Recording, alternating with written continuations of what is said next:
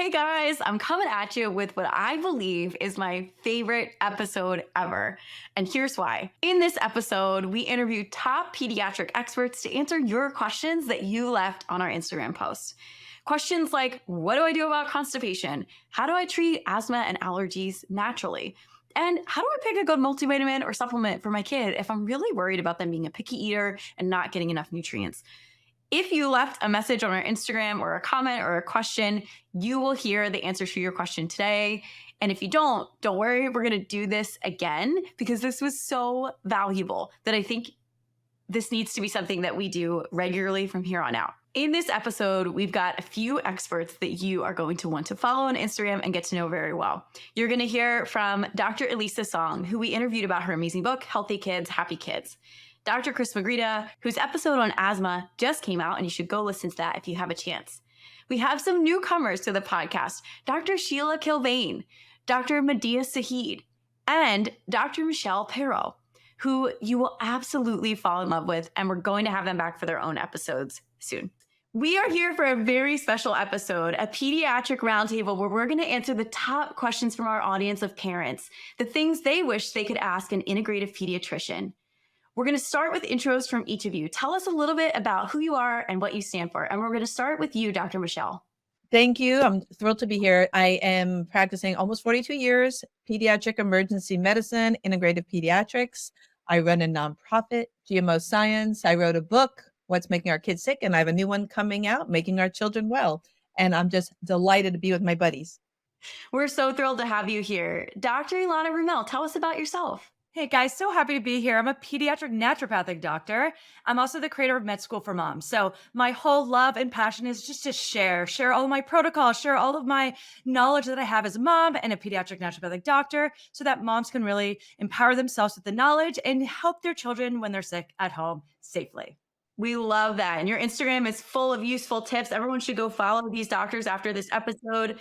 Dr. Chris Magryta, the one and only, tell us about yourself. Yeah, I appreciate it. It's great to be here with everyone. So I'm a pediatrician with a passion for kids, and that's basically the end of my decisions in everything. If it meets the kids' end goal, that's what I want to do. And then on the side, I have a little hustle where I like to podcast and do newsletters and give articles away as well. So that's my joy. Love it. And Dr. Elisa Song, we just had you on the podcast about your phenomenal book, your amazing practice, and you were the connection to so many of these amazing doctors being here today. If our listeners haven't heard your podcast, remind them who you are and what you stand for. Yeah, so I'm an integrative pediatrician, pediatric functional medicine expert. My brand new book came out in May, Healthy Kids, Happy Kids. And my passion is teaching kids and parents how to thrive in spite of our modern world and really bringing this knowledge to families and practitioners around the world. Love that. Everyone needs a copy of this book, as we have said. And if you haven't listened to that episode, go listen to it, everyone. Dr. Sheila Kilbane, welcome. Tell us a little bit about yourself. Thank you. I'm an integrative pediatrician. And fun fact, Dr. Magryta and I worked together for a little while. And after that, I started my own practice and I just do integrative medicine with kids. And I love the inflammatory issues, which sounds kind of odd, but eczema, asthma, constipation. And we have our practice and I have an online course. And then I also love sharing with other practitioners. We have a mentorship group on how to implement this because we have a lot of training programs, but none of us have a textbook that we can open and say, how do I do this? I have a child with asthma. What am I going to do? So that's why I love things like this so parents and practitioners can get educated and understand this a little bit better. Brilliant. And those are some of the top questions we actually had this week. So I think your expertise is perfectly suited here. Dr. Medea Saeed, it's so nice to meet you. Tell us a little bit about yourself. Oh my God, I'm so incredibly honored to be here with all of you guys. So I am a board certified family physician, but I have a super special interest in pediatrics where on social media, I am Holistic Mom MD. So I really, whenever I talk the talk, I actually walk the walk with not just myself, but with my 5 children. And they themselves have a podcast called The Holistic Kid Show with over 150 episodes. I have written 9 books. And the kids just submitted their book to the publisher called The Teen Health Revolution. So I'm telling you, we're like a full drive family mission to save our children's future. I love that. This is a powerful group, and we're going to start out with some of the most frequent questions that we get from parents. Now, this is arguably the toughest, and Dr. Elisa, we're going to have you go first because it is so nuanced, and I think you framed this question really beautifully.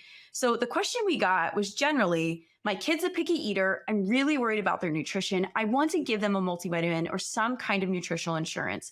Are there brands that you recommend or a particular supplement? And so, Dr. Elisa, let's start with how you answer this question when you get it.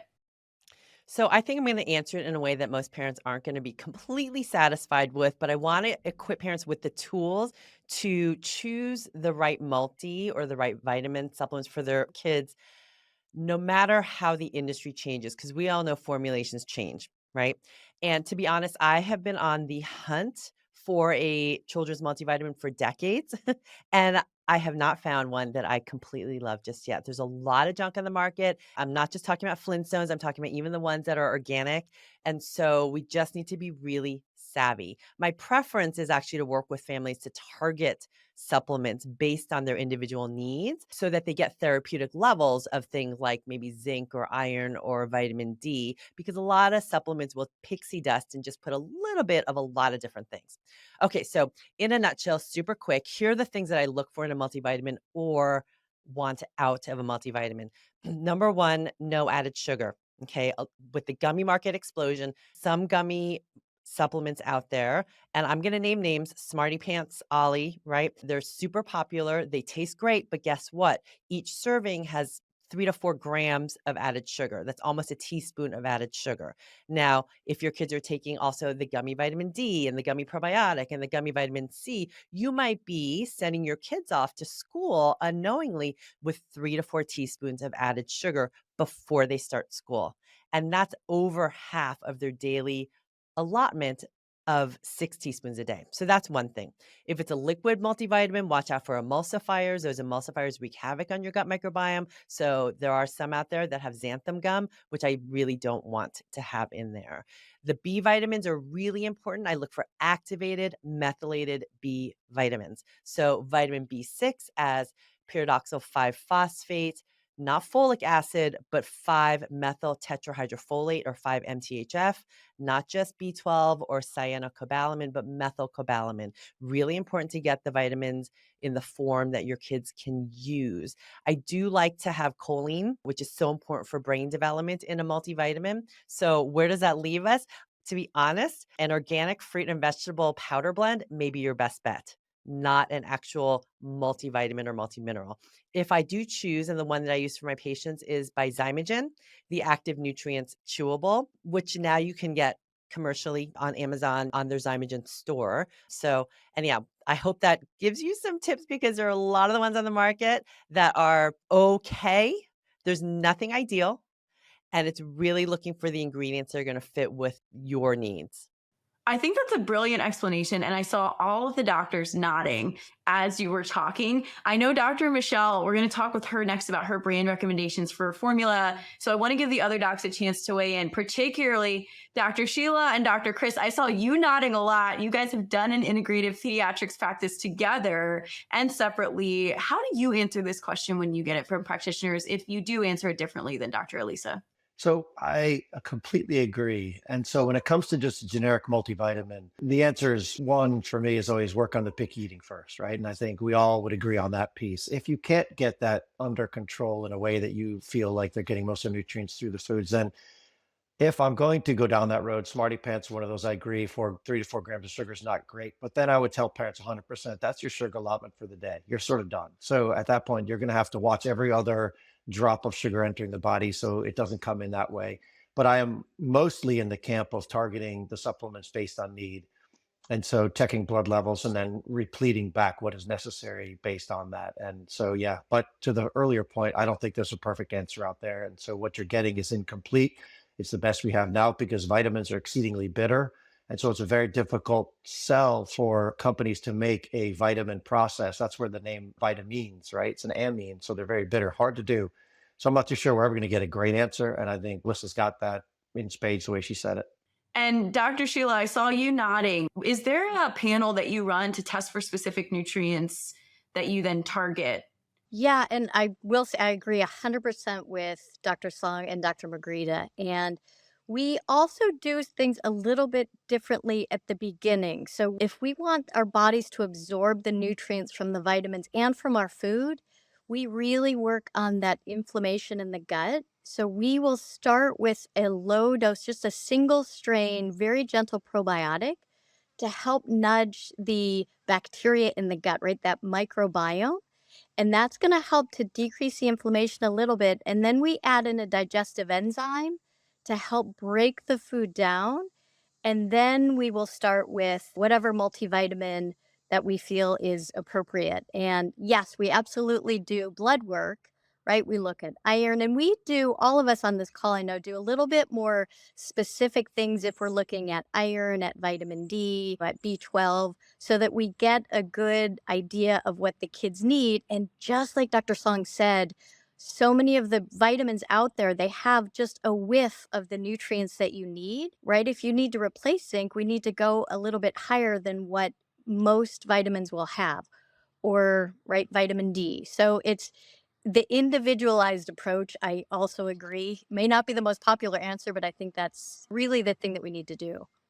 I love that. I think what I'm hearing from you guys is, to parents who are worried that their children may not be getting enough nutrients, sit down with a professional and figure out what they're particularly at risk for or deficient in, and then design a targeted strategy to replete those nutrients. Now, Dr. Michelle, you do have some brands that you really love, and I'm so grateful. I want you to talk about those and also a little bit about formula, because the other question we frequently get is, help, I wasn't planning on using formula. All of a sudden I have to, or my baby needs to switch formula because they're reacting to the formula I thought was going to be a good fit. How do we help parents think through brands that are safe and nutritious, both for supplements and multivitamins and for formula, Dr. Michelle? Yeah, just tagging on to the multivitamin question, and I agree with everyone actually as well. And I try to target the multivitamins based on the kid's underlying diagnosis. So, for example, if I'm working with a kid on the spectrum, autism spectrum, I use Brainchild Nutritionals. I have no stock in any supplement I mentioned, by the way. And if I have a child who's a picky eater, and while we're trying to fix the leaky gut and the dysbiosis and the microbiome, I tend to use Patch MD, patch skin vitamins for kids, because getting a kid who's a picky eater, one of those nasty tasting amines, is challenging. And I'm all on board with the sugar and the gummies and the Smarty Pants, which are really tasty. I like them too, because I go to Costco, buy everything and try it all. I'm one of those gals. So that's a multivitamin brand. So don't forget, skin is an absorptive tissue for vitamins. And I've had success with the patch. I use Patch MD in teenagers who wouldn't take certain supplements. So anyway, had success there. The infant formula, I'm going to start with what Elisa said. I didn't like any of the formulas. You may or may not know, my organization, we tested infant formula. I was so shocked about heavy metals and toxic metals in the school lunch study done by my friend Zen Honeycutt at Moms Across America. 100% of school lunches tested had heavy metals. And I should say toxic metals, because aluminum is not heavy, but that's kind of picky. So we tested 40 formulas and I was shocked. They all had super high levels of aluminum and lead. And so I would have tested the 50 on the market. There's about 50 formulas on the market. And at some point, many families are introducing formula. Of course, we as practitioners say breastfeeding, breastfeeding, breastfeeding. But as we know, right, things go awry and you have to bring in formula, or you're traveling, or you've adopted a baby, or God knows, whatever the situation is. So I do recommend certain formulas based on the data we found, and you can go to my website to look at all the data. It's all up there, totally transparent.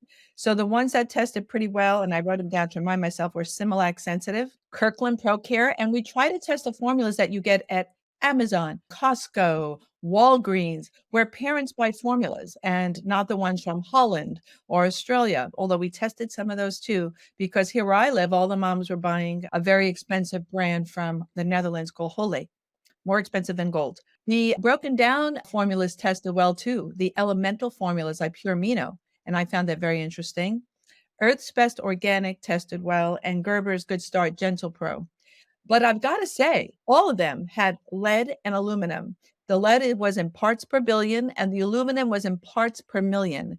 And I just published an article, it came out just this week, on what industry needs to do immediately to correct this, because there are things we can do using techniques, which too long an answer, and I'm already chewing up too much of your time. But this problem has been identified, and parents, of course, can make their own. I like Sally Fallon's Nourishing Traditions. The FDA says, no, don't make it. I say you can if you're that kind of parent who can do it, the chemistry type of parent. I wasn't that mom, but there are moms and dads like that. And so make your own. And there are things we can add to formulas to make them better. Certain probiotics, certain substances, colostrum. There are things we can do. And we as integrative practitioners know what to do to make a better formula. So sorry for the long answer, but those are my recommendations. I'm seeing a lot of nods actually. So we need a whole episode on this, I think, because we left everybody with a teaser, which I think this is brilliant. Thank you so much for the work you've done, by the way, in compiling this information. I want to ask you quickly before we move to Dr. Mediha to talk about food first. I want to ask, so anything besides probiotics and colostrum, what are the top things you recommend people consider adding to formula? Yeah, so for sure, probiotics, I'm all about the Bifido. Bifido, Bifido, baby should be Bifido. And if mom is partially breastfeeding, can take a Vivo, that's the one I recommend. That's the brand. It's Bifido, Bacteria infantis. And 100 years ago, babies were a monoculture of Bifido. Just so you know, bifidobacteria, because that's a really key probiotic for babies. That's one thing. You want to make sure there's enough iron and zinc can offset heavy metal toxicity, heavy metals, toxic metals. And also colostrum, which we give to people to heal leaky gut, for example. Colostrum will help babies and breast milk seal off leaky gut. Babies have leaky gut till about 6 months. So I was thinking, why not add colostrum to formula? That could be such a simple solution. I also thought about adding binders like clean zeolite to formula as a way to offset it. But as we all know, binders bind everything, beneficial and toxic metals. So using advanced filtration techniques per industry, which would be regulated by the FDA doing their job, then that would be the way to go, is to regulate industry. Love it. Dr. Mediha, you have what seems like, books and a whole Instagram full of information about how to use foods to really help your family heal and thrive. As we're having this conversation about making sure our kids are nourished optimally, are there some superfoods or really nourishing foods that you think are really important for families to consider consuming every week? Absolutely. And 2 words, real food. So just starting there is huge. And specifically when it comes to our kids, they love their chips. You want to find replacements, real food replacements for all of the fake foods that the kids love. So even starting there is huge, right? So if your kids are eating pancakes every day, you want to switch it up for a real food version of that, like using cassava flour or things like that that are more healthy, more prebiotics, more nutrient dense. The other thing that I recommend as we're starting to slowly move towards a real food diet is I love my sauerkraut. Like I love all my fermented vegetables, and we get from the farmer's market. I used to make it on my own, but now I don't have the time. But at the farmer's market, you can get every color of fermented foods. And in our house, we have like a rainbow of fermented foods in little jars, and it stays in the fridge. And every day the kids will add that to their diet, even if it's just starting off with just the liquid, the juice, and then going up to that to having a couple spoons of that a day in different colors to really increase the biodiversity of the gut microbiome. And then again, spices, right? These are easy ways to really diversify the gut microbiome and increase the phytonutrient capacity that can be available in every bite a child takes. Oh, I love this. So we need to plug all of your books at the end so everyone can go buy and learn how to incorporate these foods. I want to move into the next section just to keep us on time, because again, we're going to have each of these amazing doctors back to do their own episode to dive more deeply into each of these topics, which could easily be an hour. The next top questions we got were about allergies and asthma. Allergies, asthma, and adenoids pop up in almost every thread where we ask parents to ask us their questions. And Dr. Yolanda, I see you post about this so often. How do you safe, gentle, natural options to help our kids with so many of the common childhood issues? But I wanted to start a little bit by focusing on allergies. Can you talk us through what are some natural options for managing allergies in kids? Sure. So this is near and dear to my heart. So I have a very strong family history of allergies. So I really delve into this and I like to give parents three different options. There's three approaches. I'm a big fan of options. The first one is symptomatic relief. There may be a parent who is just looking to really help eliminate those sneezing and the runny noses and just those seasonal allergies. And they're looking for symptomatic relief. And I can go into detail.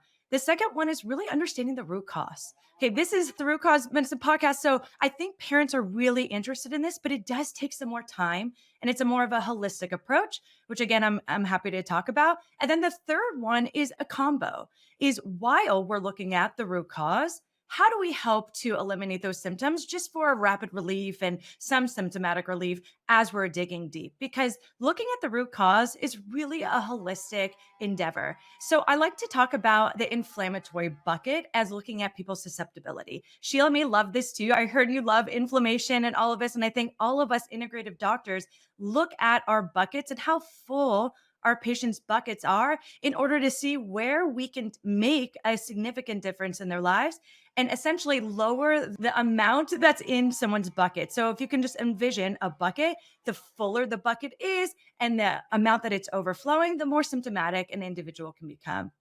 There are 5 things that I like to discuss with patients that can contribute to a full bucket. And again, each individual is going to be so different based on what may be contributing to their bucket. So things like toxins, that is metals or mold or even chemicals. Okay. Where can we try to help eliminate or avoid these in the environment? Because that can contribute to an inflammatory bucket. The second one are foods. So, like Medea was talking about, unprocessed foods, or what Lisa was talking about, emulsifiers, gums, little things like this can have a really significant effect on people's inflammation. So, if we could try to avoid those and encourage good foods, that will help with a healthy bucket. The third one I like to talk about is nutritional deficiencies or dysbiosis.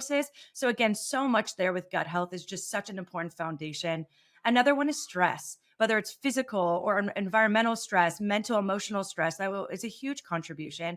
And lastly, infections. So, chronic diseases like viruses, parasites, bacteria that may be pathogenic. So, all of these things as integrative doctors, we're looking at so that the individual can be as healthy as possible.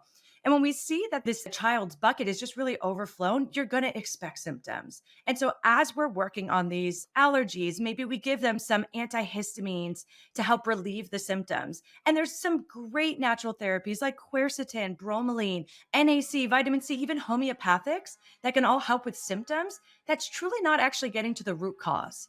So, with natural medicines, what's beautiful is that we can apply them in different ways to create different results. You can apply natural medicines very conventionally, like conventional medicines to suppress symptoms. Or as we're utilizing that, we really need to go to the whole body and really work on the environment in that bucket. And then you're going to be able to cure a lot of these diseases. So these are the approaches that we give to parents. And honestly, I love offering them. There's also very severe allergies. And if there's anaphylaxis and very severe allergies, I love the therapy called immunotherapy. This is similar to allergy shots, but as a sublingual type of therapy that, again, is a very long term approach that can really help regulate the immune system and retrain the immune system. So, kind of depending on where a child is at, you've got so many options. And again, I love just giving those options and having the parent ultimately choose where they want to start with their child. It's such a brilliant approach. And I've heard Dr. Elisa actually talk a little bit about the similar approach and then the use of homeopathic approaches in children, which I think can be really gentle and a nice first step as you're doing other things. To the two of you, are there remedies that come to mind that you tend to reach for when a kiddo is having hay fever or allergies that are making them itchy, stuffy, sniffy, just like really interfering with their life? So the homeopathic Apis mellifica has been called the homeopathic antihistamine because in vitro, what does that mean in petri dishes? Apis mellifica, when diluted homeopathically, was found to inhibit the release of histamine from immune cells called basophils when they were exposed to an allergen. And so that's sort of the first go-to for any histamine mediated response, whether it's allergies or even reflux symptoms or other histamine concerns. But as Dr. Roumell knows, and Dr. Perro, who's been a homeopath for decades, homeopathy is best individualized to your symptoms. So Short of that, there is a combination homeopathic medicine by Boron called Allergy Calm that has a list of, I think, maybe 8 or 9 different homeopathic remedies that target pretty much any symptom that you might have if you're having a hay fever attack, like itchy, runny eyes, runny nose, sneezing, scratchy throat, postnasal drip, you name it. So that would be if you don't have a homeopathic physician or homeopathic practitioner to help guide you on that individual choice. I have a lot of resources, but start with Apis mellifica or start with Allergy Calm, which actually has Apis mellifica in it. Love it. Dr. Alana or Dr. Michelle, do you want to weigh in quickly with some of your favorites if they weren't mentioned? I'm actually also, and I love Alyssa's point on homeopathics. They're individualized, they're amazing. They can really restore so much imbalance in a body. But really, what I like to do with allergies, even before remedies, is try your best to avoid the allergen together, right? Because that alone can create such great results. This is where I feel like indoor filtration is incredibly important. I think that nasal rinses, irrigation, right, is just to clear out all those pollens and everything from the day, and even bathing your child at night before bedtime, since the child's outside running around having so much fun, but just getting as much of that allergen trigger off of them, right? Little things like this can make a significant difference in these individuals, what triggers them, right? So if they're exposed to these, what their body's going to feel like they're attacked. And with these kids with really bad allergies, they're constantly feeling like they're being attacked and their body's not knowing how to really have a healthy response to these triggers. So if we could just try to give them a little bit of a break, that's always going to help build them back up. Brilliant. Dr. Michelle, any last words on this topic before we move to asthma? Sure, absolutely. Remove the root cause. And that's what Dr. Alana refers to. I couldn't agree more. However, you can remove it because it can't treat anything, whether it's mold or allergies, if the child is still being exposed. To tag on to Dr. Lisa's recommendations, and I love Apis. We were beekeepers and I would keep it down by our beehives. I would add histaminum. I tend to use the 30C potencies with the Apis. They pair well.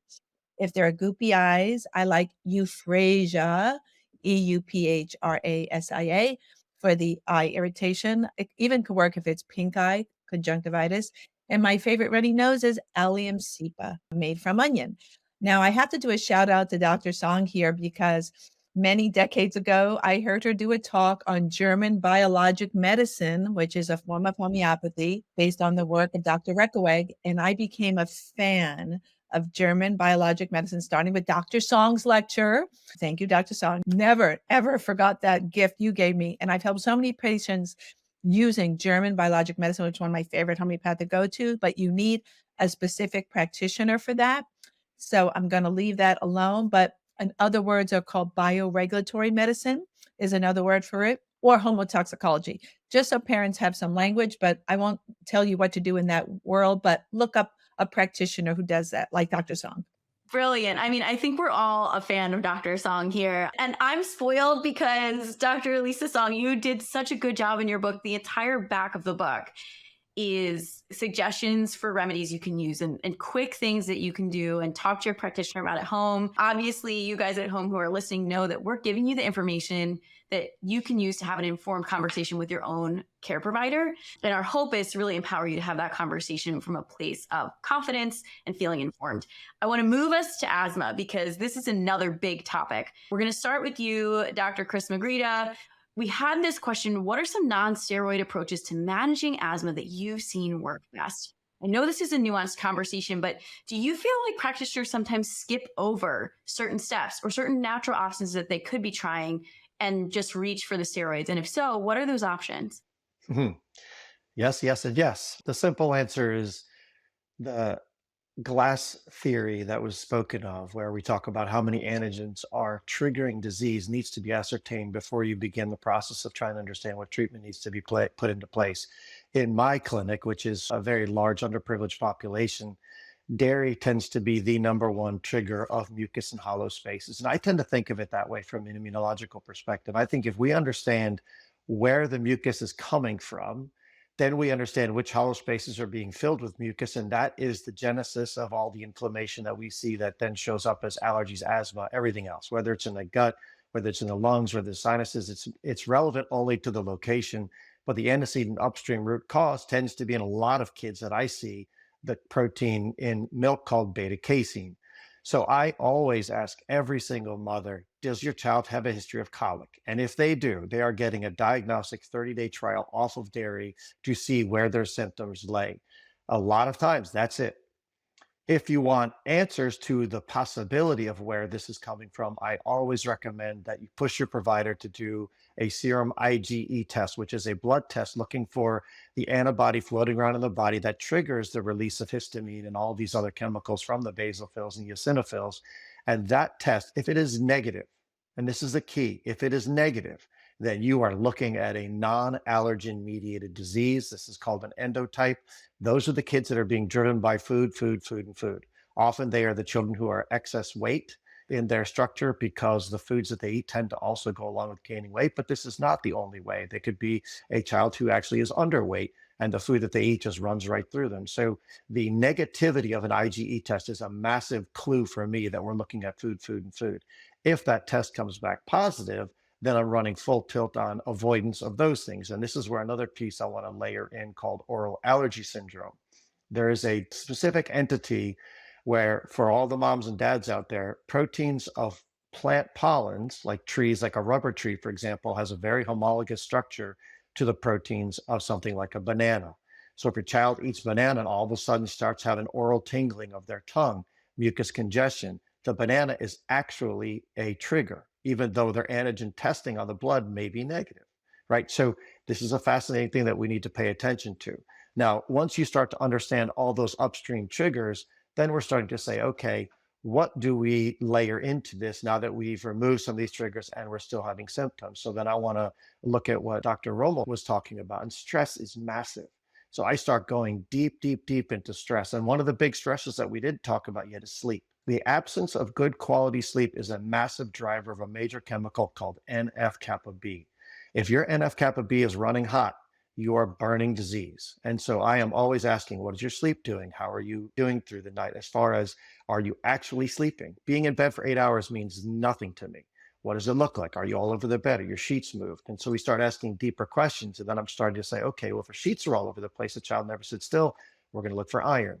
We're going to start diving into certain chemicals that are what we call micronutrients that the bloodstream needs to actually function. So that's layering in the sleep part of stress. Then I'm going in to look at adverse childhood events or things that actually might be underlying an inflammatory response. So we start to work on those. And that we want to push these kids into therapy, safe and sound protocol with specific sound waves that actually downregulate their vagal system. So we start hitting it from that perspective. And then finally, once I sort of feel like I've got a really good understanding of those two pieces, so food and stress, sleep is a big piece of that, then I'm going to say, okay, what can we layer into this as far as treatment right at this point, right? So I am not averse to using the traditional steroids for an acute flare, but I like to not be on them for any length of time. So I love D-Hist Junior is a bromelain stinging nettles quercetin combination by Ortho Molecular. I think that's an excellent one. There's a adult version called D-Hist, which is great. And then for kids who can swallow pills, I start looking at Pure Encapsulation's Th2 modulator, which is perilla, quercetin, and acetylcysteine to try and downregulate that Th2 polarity, which is pathognomonic of all asthma and allergy type diseases. And then, of course, blood for zinc, vitamin D, and iron. Those are 100%. All of my asthma kids get tested for zinc, vitamin D, and iron because it's just so important. Zinc is probably the most important micronutrient in asthma and allergies. Wow. Okay. I was taking so many notes. I think what we're going to do is link the labs you mentioned as the asthma panel or the sleep panel, just so parents can very quickly get in their minds, what are the top 3 things I need to ask my provider for? That's so useful. And I saw so many nods as Dr. Chris was talking, which makes me believe that you guys also agree. Dr. Sheila, I want to give you a chance to weigh in here as well. I had wanted to dive a little deeper with you into supplements that are safe for kids. I love that you do such an amazing job of educating parents about safe options that they can choose or swaps that they can make. As Dr. Chris was talking about the asthma, what came to your mind about the conversations you have with parents around this topic? Yeah, so I want to remind parents that it is a universal approach because I love all this information and it's what we all talk about all day long. So just remember, it's just one step at a time. And I am with Dr. Magryta is that we always start right if we've got that cup of inflammation And say you have a lot of environmental allergies, right? Maybe you have a grass allergy and a tree allergy. We can't dig up all the grasses and cut down all the trees. So if you start with decreasing the inflammation of food, you're going to take your cup of inflammation to where it's only a fourth or a half full. And then when those environmental allergens come around, your cup isn't going to be as overflowing. So this is where a lot of us stumbled upon this right when we were starting our practices, and we would take kids off of dairy, or the moms would take them off of dairy, and we would say, strong work, keep them off of it, and then we'll figure out how we're going to get the fat, right, and vitamin D and calcium, the things we were traditionally taught that we get from dairy. So you take that out and you just begin this good gut work and microbiome work, and you just start to see the transformation. I also love how Dr. Roumell discussed it of having those three options. And this is a perfect way you can do this at home. And there are lots of books. I forgot to mention, I also have a book. It's called Healthy Kids, Happy Moms. And it's 7 steps to heal and prevent common childhood illnesses. So I walk you through, right? If you're going to take out dairy, how do we do it? What are we going to eat? Are the kids going to have healthy bones? So we cover all of that. And it is just take it step by step, decrease the sugar, decrease the processed foods, then take out dairy. And then if you're still having challenges, you can work with a provider and take out gluten if needed. But that's where I get started. And always when it comes to what supplements, I wanted to say one other thing about asthma and allergies is I am also very big of using the best of conventional and integrative. And we don't want to throw the baby out with the bathwater, because often when we get started with kids, it's going to take a while, right? The external steroids that we're using, whether they're sprayed in our nose, inhaled, or put on the skin, they're decreasing the inflammation externally. And what we're going to do together is we're going to decrease the inflammation internally so that eventually we can safely go off of them. And if you need to, always working with a provider, make sure your lungs sound great, right? Make sure your pulmonary function is working well. And it's similar with eczema, is we're going to topically address the skin while we're working on good gut health. And I will go back to the original question, right? So supplements, I will always go back to starting with the probiotic that we like to start with. It's a Lactobacillus plantarum, and it doesn't have any fructooligosaccharides in it. So it's really gentle, because a lot of the kids that we all see, they've got a leaky gut, right? They've got inflammation in their gut. And so if we start, everybody kind of loves to go for these high dose, multi strain probiotics. And what we find is the kids can react, whether it's a child or an adult. So we just start with a very gentle approach at the start of breakfast and dinner, if you can, and then adding in the enzymes. And I work with an amazing integrative pharmacist, Deb Allen, and together we talk through all these processes. And what happens with the human genome encodes for 13 different enzymes that break down carbohydrates. Well, the gut microbiome produces about 16,000 different enzymes that break down carbohydrates. So that's where we love to add in these digestive enzymes. So we start to decrease the inflammation, break down the food, and keep the gut moving. Because if the gut is like a river, the body is going to function much better than if it's like a stagnant pond, right? Think of a pond with all of this moss growing.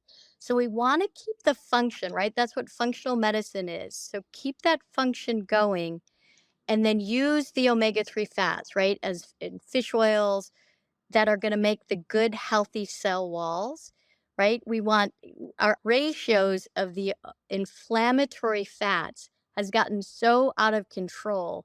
And kids are not eating salmon, mackerel, tuna, right? Chia seed, flaxseed, hemp seed.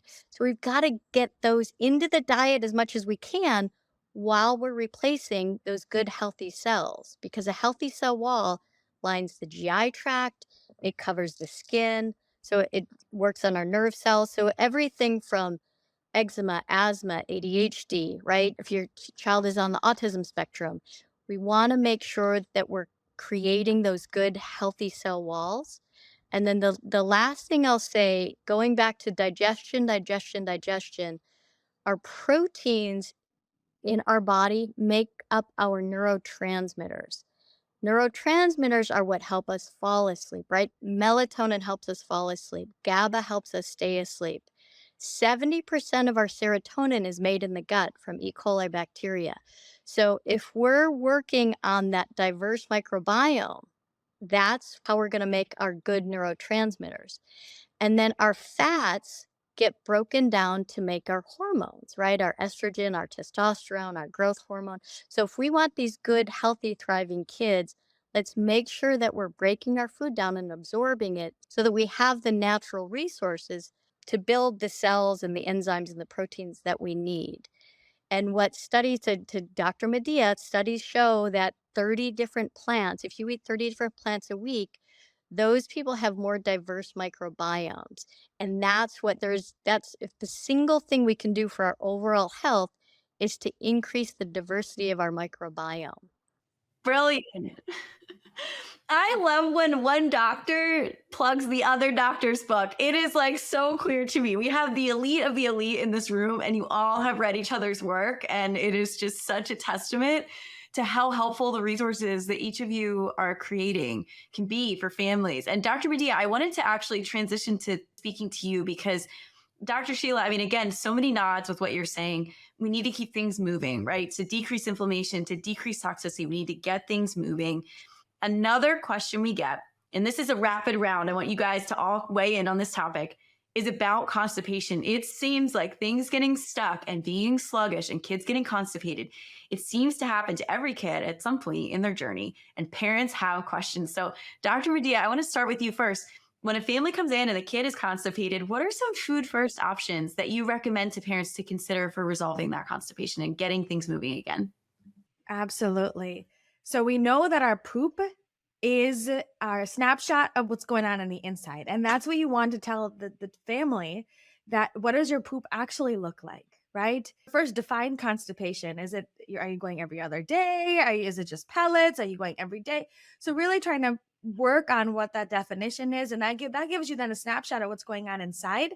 And then teach the child about, if your gut bugs are happy, then your poop will be happy. And your poop will be like a nice little snake. So starting there first with every one of my patients and my family, right? My kids all look in the toilet. So that's the first step. The next is, how are we going to, just what Dr. Sheila said, how are we going to diversify that gut microbiome? Because that is the key. We need that a vibrant richness, the diversity in that gut microbiome. And that really does come from one real food, right? Eating the rainbow, but specifically fiber, right? And I feel like, especially when kids are eating more processed foods, we're really lacking fiber. And trying to get a kid, again, where you're going to get that through a lot of your rainbow foods, but specifically if your child is super picky, I love to add in fiber supplements or fiber like powders. I found amazing like prebiotic fiber that really don't, psyllium husk can get like, a little bit pluggy.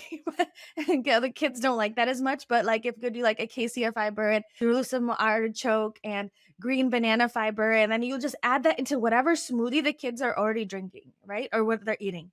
Incorporating and then adding avocados, which are really high packed in fiber.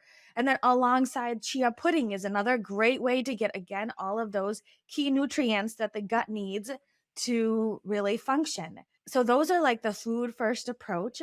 Obviously, building that with the sauerkraut and the fermented vegetables and the trying to get even a little bit in, but also to recognize that the gut could just be inflamed and angry. And so some of the foods that the child is already eating could be causing to some of those symptoms. So getting rid of a lot of that gluten and dairy are a big piece of that puzzle. So getting that out, having the child like finding replacements for those things that they really, really love, either it be almond milk or coconut milk or things like that. Or if they want to take bread out, like especially the gluten out, there are amazing replacements with like almond flour breads and cassava flour, like things like that they can really do to help replace that.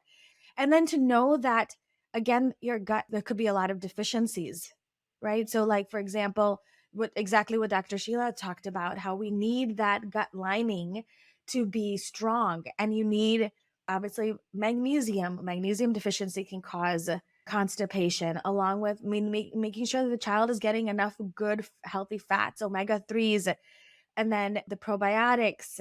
So starting with those, I feel like are really powerful to really help heal and seal the gut. Bone broth is another one of those ones that are really powerful because in bone broth, you get all of those bioavailable nutrients that the gut needs to actually heal. That is a great place to start with families. And we will do a whole episode with you on food because I agree with you. I feel like, again, we could talk about this for so long. Dr. Sheila and Dr. Michelle, can you round out the conversation on supplements? So we talked a little bit about bone broth, magnesium, different types of fibers, omegas. Are there other supplements that you consider for constipation? And then Dr. Elisa and Alana, we're going to come back to you guys for homeopathic remedies. But let's start with Dr. Sheila and Dr. Michelle. Are there supplements that you recommend for constipation? Yeah, so it's the same thing when I talked about that it's a universal approach, right? We start first and foremost, right? We're going to take dairy out, especially with constipation, and we're going to add a probiotic, just a gentle probiotic, the digestive enzymes, and magnesium. And normally, if we take out the food, it's as much about removing what we don't need.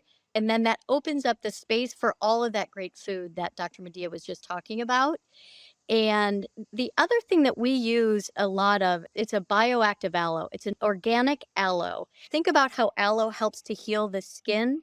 It really helps to seal up those tight junctions along the GI tract. So that is another thing that we can use.